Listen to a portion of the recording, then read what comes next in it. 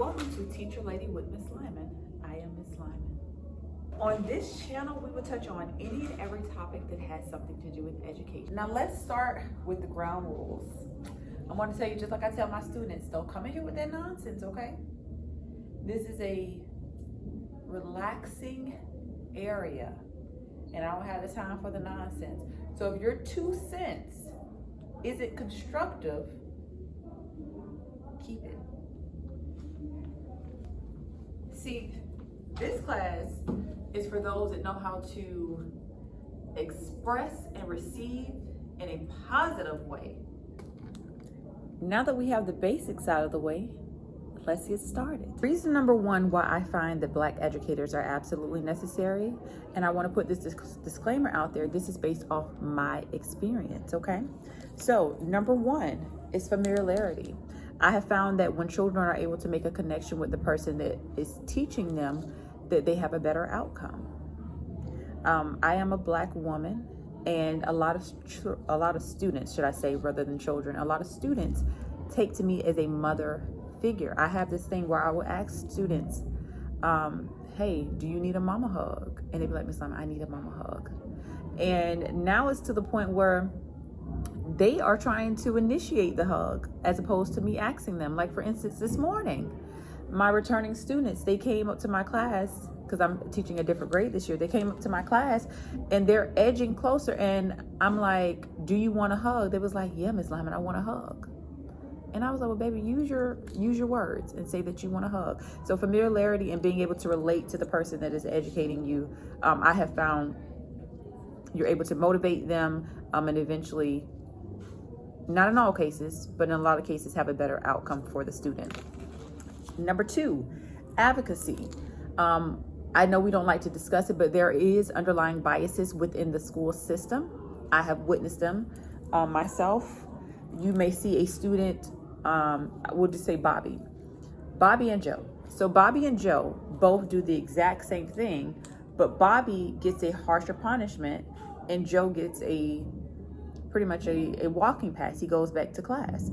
The only difference between these students is their skin color. And I know race is all, but whether we want to acknowledge it or not, it is there. And by sweeping it under the rug does not make it go away. I feel like by addressing it, putting it like, hey, this is going on, I see it, I notice it, let's do something to ensure that everyone has an equal say here, or the consequences match for the same offense, basically. So I love advocating for my students when they are right. I am not the type of person to be like, hey, they did something wrong and just let them go. I do believe that students in general need a second chance. But I also believe that children need structure. So for me, I try to go with fairness. If Bobby and Joe did the same thing, Bobby and Joe have the same outcome. Joe shouldn't be sent back to class. Is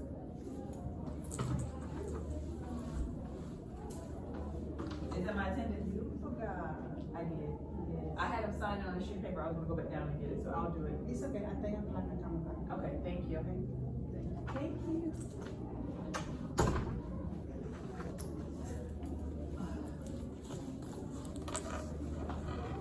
I forgot to do my attendance. Okay, so 1, I said familiarity, being able to relate to the person that is educating you. 2, advocacy, being able to stand up when you see a child is being treated unfairly, in my opinion. And 3, I was watching a documentary, and not a documentary, I guess an interview that Dr. Umar did. And although I don't agree with everything that Dr. Umar says, in this particular case, I do agree with when a child has a Black teacher, that typically Black teachers take a deep interest into that child's education, as to where they may be swept under the rug elsewhere. And I'll give an example of things that I have seen. Yes, as a teacher, it is my job to teach your child. I introduce standards. I try to help them with those standards.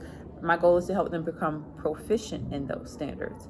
However, you have some school districts, when they notice that your child is not performing where they need to be, that they rely on the parent to then step in and try to help boost them where they need to be, while they focus on the children that are almost there and the children that are there. So the children that are kind of below, they don't necessarily get all the assistance that they need because they're being met on that level. So I have found that with Black educators who take a deep interest into getting that child where they need to be.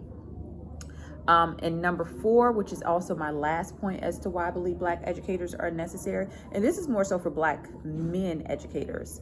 When I tell you, the presence of a Black man is just like, he says something without even opening his mouth. His presence is just safety, and it's comfort, and it's powerful. And me as a woman, I feel that.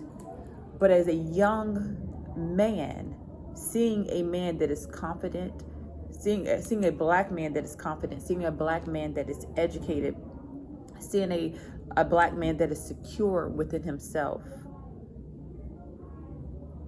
Dr. Umar says this, and I'm quoting Dr. Umar because I've been watching a lot of different things lately. But I think he's right on the money with this one.